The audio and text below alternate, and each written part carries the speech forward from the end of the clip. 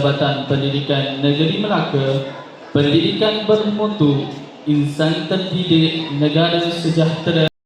Jannatul Ma'wa binti Suli Islam.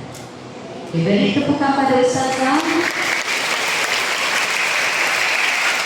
Alhamdulillah. Terima kasih anak. Perjalanan bebas. Salam tu mesti dalam keadaan yang cerdas juga. Assalamualaikum warahmatullahi wabarakatuh.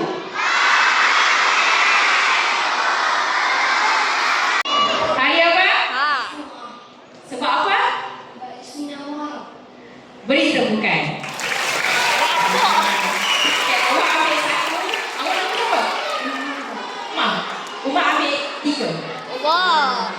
Sebab soalan ini susah. Kalau sekolah rendah boleh elik dengan hari Tasu'a, maksudnya dia memang elik dengan hari Muharram. Ini yang tadi. Umurnya 40 di Hijrah. Nabi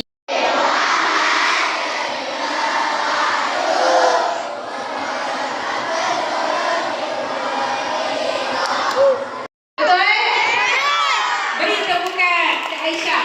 Tanya Aisyah. Diam dulu. Walaupun panas dia diam je. Korang dah tidur dah. Dia diam, dia sabar je. Okey. Yang dua lagi kita pergi kat tempat yang sejuk. Jom. Oh, Hira tu tempat apa? Nak balik. Handphone. Ha? Gua Hira, gua Su.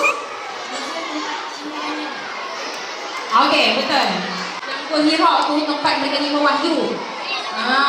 Okey. Okey, seterusnya adalah